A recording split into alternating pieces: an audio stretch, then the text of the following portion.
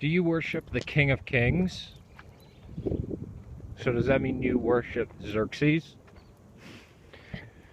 When Jeremiah speaks about the Queen of Heaven, he's talking about Asherah and Astaroth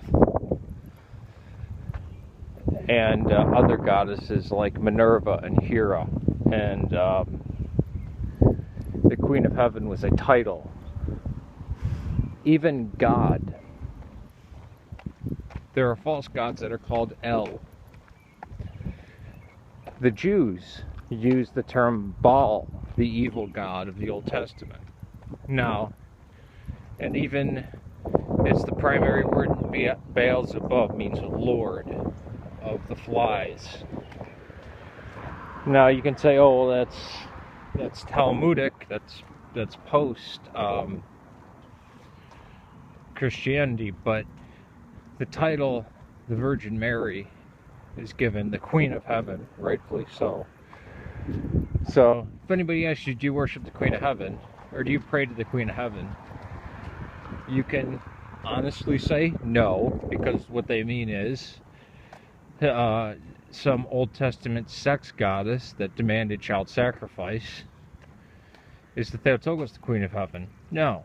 Is the Theotokos the Queen of Heaven? Yes.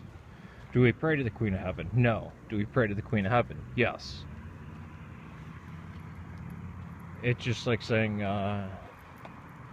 asking, do you worship God? Well, God comes from the Germanic word Gert, which means to call out.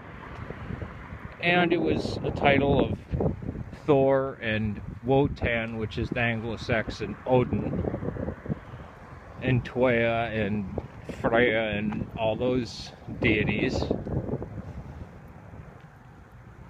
So, yeah. It's ridiculous. Do you worship the Messiah? Oh, that means you worship Cyrus the Great, because he was called the Anointed of the Lord. He had the title Messiah.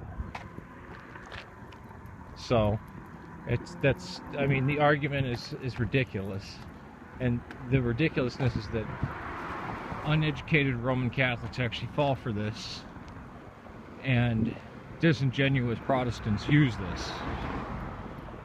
One of the scumbag black Hebrew Israelites tried to pull that crap on me last time I had an interaction with him.